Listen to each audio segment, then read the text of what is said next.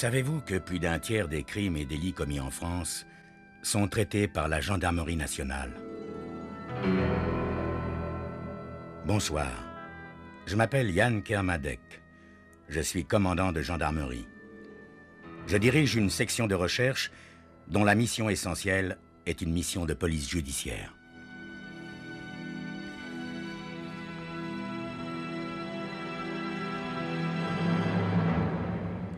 L'histoire que je vais vous raconter est une histoire vraie. Tous les faits sont réels et se sont déroulés en France. Seuls les noms des personnes et des lieux ont été changés. Ce soir, le briquet.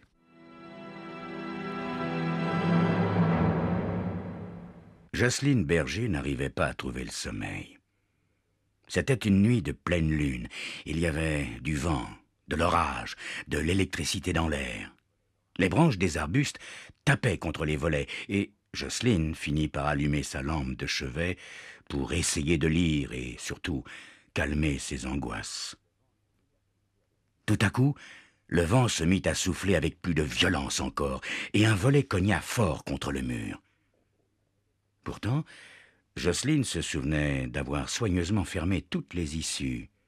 C'est ce qu'elle faisait chaque fois qu'elle se trouvait toute seule dans sa maison de campagne. Le bruit se fit entendre à nouveau.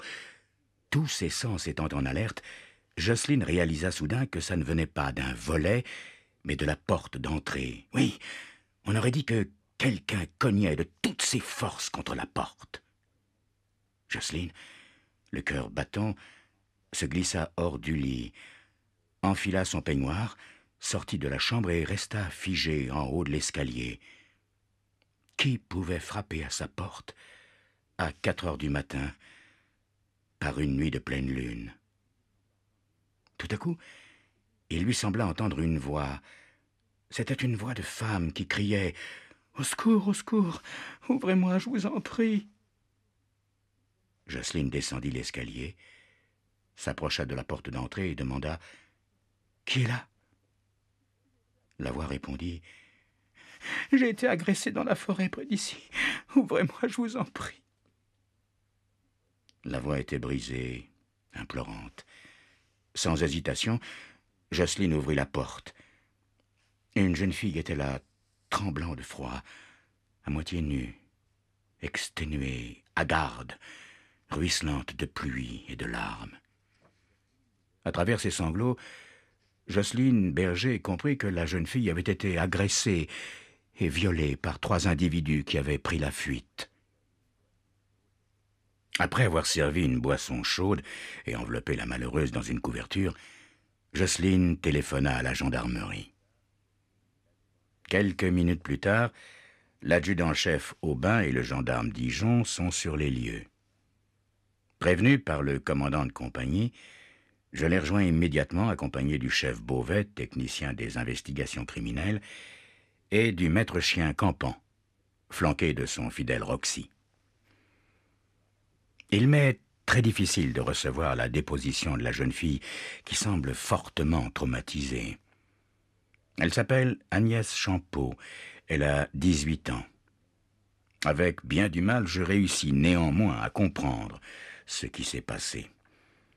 Après avoir quitté des amis avec lesquels elle était allée au cinéma à Chaumont ce samedi soir 30 mars, elle a voulu rentrer chez ses parents à bord de sa voiture, une Clio de marque Renault. Il était environ 1h30 du matin, et la rue Jean Jaurès qu'elle venait d'emprunter était vide de toute circulation quand, arrivée à hauteur de la cité Magellan, une zone sinistre et mal éclairée, elle s'était arrêtée au feu qui venait de passer au rouge. Brutalement, la portière gauche de la Clio s'était ouverte. Un homme armé d'un pistolet l'avait bousculé, prenant sa place au volant, tandis que 2 autres individus s'engouffraient par la porte droite. D'une voix à peine audible, Agnès Champeau raconte que la voiture a démarré en trombe, prenant la direction du nord, traversant un village désert et s'immobilisant dans un chemin creux, en plein bois, après avoir parcouru une dizaine de kilomètres. Sous la menace d'un pistolet et d'un couteau, les 3 hommes l'ont obligée à se dévêtir et l'ont violée à tour de rôle. Au moment de repartir, ces ignobles individus constatent que la voiture est embourbée. Alors ils s'enfuient, abandonnant la jeune fille qui, errant dans la nuit, finira par frapper à la porte de Jocelyne Berger. Dès les premières constatations, nous nous rendons compte qu'il n'y a aucun indice exploitable. Dès l'aube, la pluie qui s'est remise à tomber rend le chien inefficace et brouille les éventuelles empreintes sur la carrosserie de la Clio. Néanmoins, la voiture est passée au peigne fin au cas où l'on trouverait un indice. Tous les objets découverts dans le véhicule sont saisis et présentés à Agnès Champeau, sans résultat. Un ratissage est organisé dans le bois où a eu lieu le viol. À 500 mètres de l'endroit où on a retrouvé la voiture, on découvre une chaussette de nylon noir trouée, malheureusement sans intérêt. Je continue d'interroger Agnès Champeau, dont l'attitude me semble de plus en plus étrange. En effet, on dirait qu'elle ne veut pas coopérer. Elle se fige dans un mutisme inquiétant. J'essaie de la raisonner. Voyons, mademoiselle Champeau, je comprends que vous répugniez à parler de ce qui vous est arrivé, mais croyez bien que nous ne voulons que retrouver au plus vite ces monstres. Ils doivent être arrêtés, jugés pour le mal qu'ils vous ont fait, et mis hors d'état de recommencer un acte aussi ignoble. Agnès Champeau reste prostrée et répond évasivement aux questions que je lui pose. J'ai fait venir de Chaumont une jeune femme gendarme, Françoise Arena, car je comprends qu'il est difficile pour Agnès de se confier à un homme après les heures traumatisantes qu'elle a vécues. Malheureusement, Françoise Arena n'obtient pas plus de résultats que moi. Agnès ne veut plus rien dire. Son silence est tel que je m'interroge. Serait-il possible qu'elle nous ait mystifiés ? Après tout, elle n'a que 18 ans, peut-être s'est-elle rendue samedi soir dans les bois en galante compagnie et prise de panique à l'idée d'avouer à ses parents que sa voiture est embourbée en un lieu où elle n'était pas supposée se rendre. Elle a inventé de toutes pièces cette histoire de viol. Pas un indice, pas une empreinte à l'intérieur de la voiture, et la visite médicale à laquelle elle se soumet n'apporte aucun élément nouveau. Comment savoir ce qui se passe dans la tête de la jeune fille ? Je décide de la mettre au pied du mur et de lui faire part de mes doutes. Mademoiselle Champeau, je vous avoue que je regrette que vous ne soyez pas plus coopérative. Nous allons vraisemblablement arrêter là notre enquête, faute de preuves que vous ayez bien été violée. Et comme vous refusez de parler, de décrire au moins l'un des hommes qui vous ont agressé, j'ai fini même par me demander si toute cette histoire est vraie. Après tout, vous avez peut-être vous-même embourbé votre voiture et, pour ne pas que vos parents vous grondent, vous avez imaginé toute cette histoire. La réaction ne se fait pas attendre. Agnès Champeau semble se réveiller. Croyez ce que vous voulez, monsieur.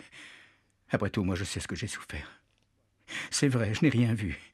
3 hommes masqués de noir, habillés de noir, comment voulez-vous que je les décrive ? Si vous voulez des détails croustillants, retrouvez mes agresseurs, monsieur. Eux sauront vous en donner des détails. Moi, je ne dis rien. Si je ne dis rien, c'est que je ne sais rien. Classez l'affaire si ça vous chante, monsieur. Pour moi, tout ce que je souhaite, c'est oublier le plus vite possible. Je me sens un peu honteux face aux accents de sincérité de la jeune fille.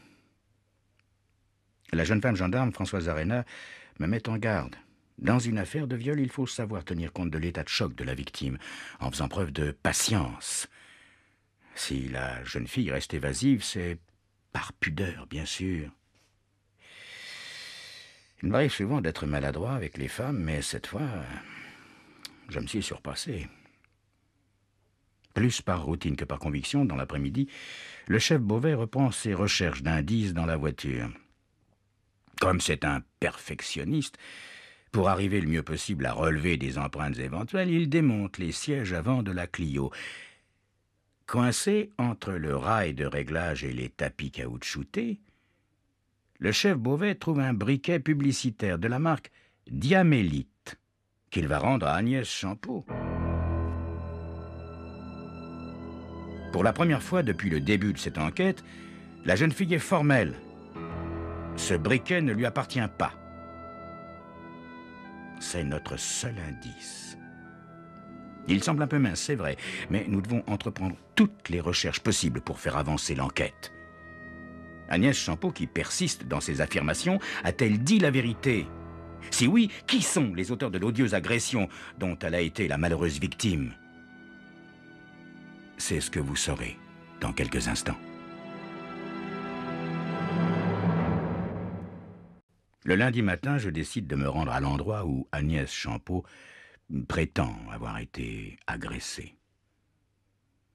La cité Magellan est vraiment ce que l'on peut faire de pire dans le genre cité à haut risque. Le lieu est sale, sinistre, sans âme, misérable. Un groupe de jeunes est assis aux abords de la cité, sur le gazon, enfin, sur l'herbe rare de ce qui a peut-être été un jour une pelouse. Nous nous dirigeons vers la loge du gardien qui, en nous écoutant, hoche tristement la tête. Oh, vous savez, ici, c'est la zone. Il se passe pas un jour sans qu'il y ait une agression, un vol de sac, une bagarre, quoi. Ça devient dangereux d'habiter la cité. Maintenant, vous me dites qu'il y a eu un viol, mon Dieu. Plus rien ne m'étonne. Je lui demande s'il soupçonne quelqu'un en particulier. Encore une fois, il soupire. Ici, les jeunes y sont désœuvrés, n'est-ce pas? Ceux qui sont en âge de travailler sont au chômage et les autres, ils vont même pas à l'école parce qu'ils disent qu'à la sortie, ils seront chômeurs eux aussi. Alors, ils traînent, ils volent, ils boivent de la bière. Il suffit qu'ils aient bu une canette de trop samedi soir et puis voilà. Ils sont désespérés, comprenez. Ils respectent plus rien. Qu'est-ce que vous voulez? Mais non, moi je soupçonne personne, mais ce qui s'est passé, mon commandant, je crois qu'ici, ils en sont tous capables. Malgré la bonne volonté du gardien, il ne nous reste plus qu'à faire du porte-à-porte dans la cité. Nous sortons dans le hall. C'est à ce moment-là que le gardien revient vers nous. Réflexion faite, mon commandant. Devriez aller voir l'escalier C au 5e étage. Il y a un fou obsédé sexuel et puis très violent. C'est peut-être bien lui qui a fait le coup. Il s'appelle Frogère. Et je vous ai rien dit, hein? Nous prenons donc l'escalier C et nous montons au 5e dans un ascenseur qui ressemble davantage à un cachot qu'à un ascenseur. Nous frappons à la porte du dénommé Faugère, qui nous ouvre mais qui refuse de nous laisser entrer, ou qui refuse même de répondre à nos questions. Il prétend n'avoir rien à nous dire. Qu'à cela ne tienne, avec l'aide des hommes qui m'accompagnent, je le fais emmener de force à la brigade, où il nous fait tout un numéro. Je répondrai aux questions qu'en présence de mon avocat.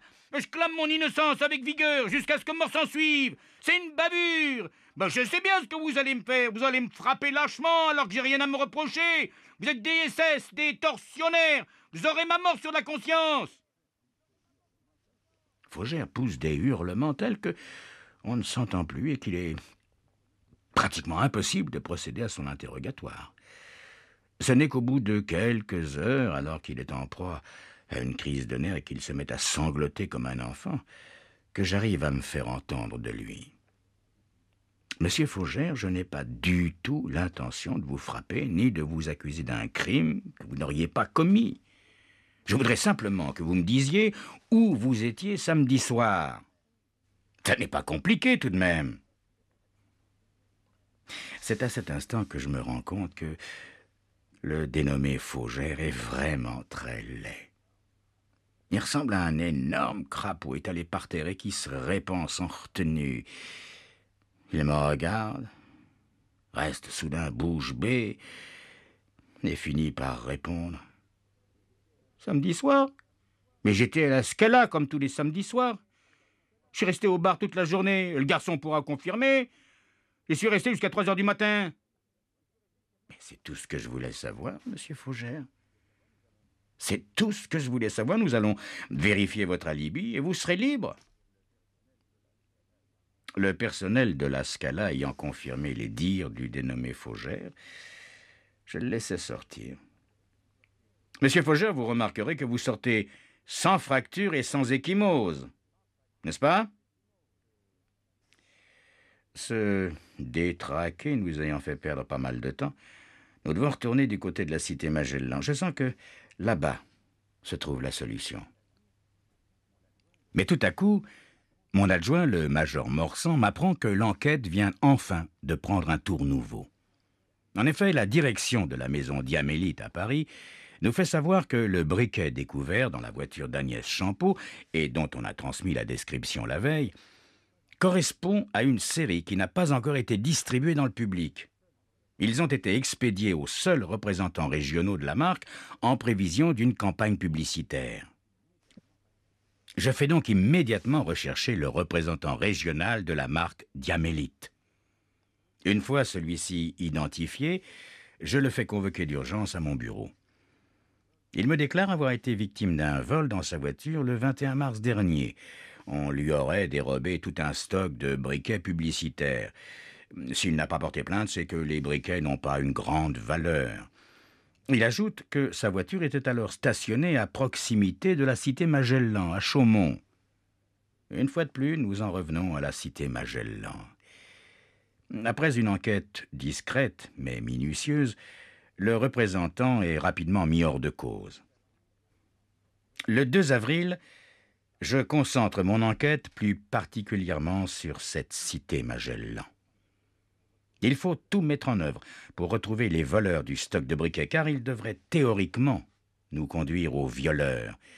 Et il faut que tout aille très vite.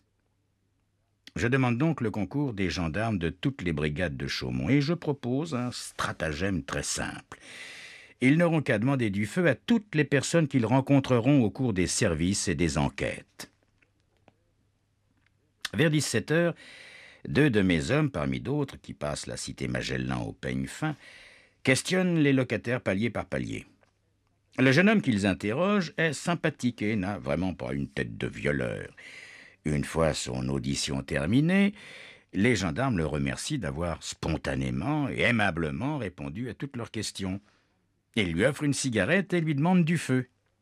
Le garçon ne fume pas, mais il appelle son tout jeune frère, âgé de 11 ans, qui se précipite avec à la main un briquet de la marque Diamélite. Immédiatement, le gendarme reconnaît le briquet et demande au gamin où il se l'est procuré. C'est un copain qui lui en a fait cadeau. Dans les minutes qui suivent, informé par radio, je rejoins mes hommes et nous sonnons à la porte de Stéphane, le fameux copain qui a donné le briquet. Stéphane a 17 ans environ. Il tremble de tous ses membres quand je lui demande où il a trouvé le briquet Diamélite. Je l'ai trouvé, c'est tout. Oui, non, mais bien sûr. Mais tu l'as trouvé où? Ça, je peux pas le dire. Arrête de faire le malin, Stéphane. Parce que si tu me dis pas où tu as trouvé ce briquet, je te mets en prison. Je l'ai trouvé dans une voiture. Oui, tu l'as volé dans une voiture, n'est-ce pas? Si vous voulez. Non, c'est pas si je veux, Stéphane. Tu as volé toute une cargaison de briquets dans la voiture du représentant Diamélite, hein? Bon. Et ensuite, qu'est-ce que tu en as fait de ces briquets?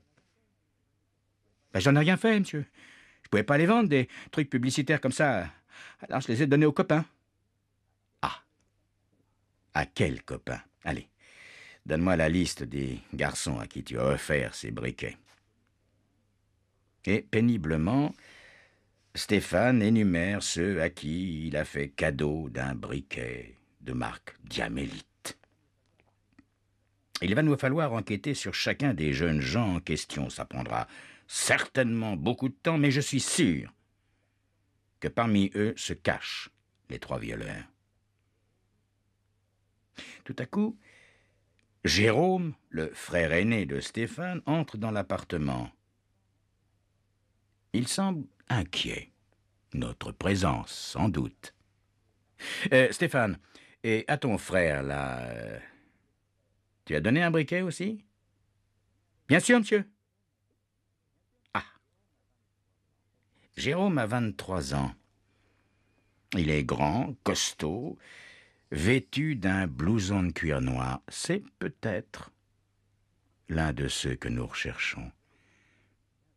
Je le prie de bien vouloir nous accompagner à la gendarmerie, où, pendant 1 heure, je l'interroge sans relâche. À la question traditionnelle « Où étiez-vous samedi soir ?», il se trouble. Tant et si bien que l'interrogatoire est de plus en plus serré. Je sens que le dénouement est proche. Quand, pour la 2e fois, je lui demande ce qu'il a fait samedi soir, Jérôme reste très évasif. « J'étais avec mes potes. » Jérôme, qui sont vos potes? Gérard et Manu. Bien. Jérôme, où étiez-vous samedi soir avec vos potes Gérard et Manu? Par-ci, par-là, on a traîné, quoi. Je finis enfin par savoir qui sont Gérard et Manu. 1 heure plus tard, ils sont là, eux aussi, dans mon bureau. Mais je les interroge séparément. Je commence par Manu.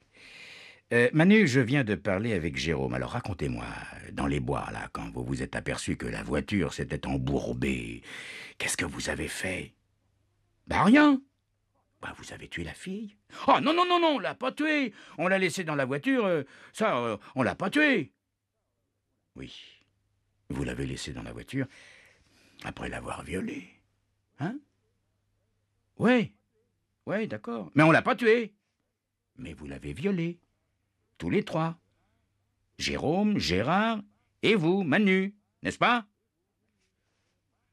Oui. Jérôme et Gérard finiront par avouer à leur tour leur participation au viol d'Agnès Champeau, qui, Dieu merci, était bien vivante.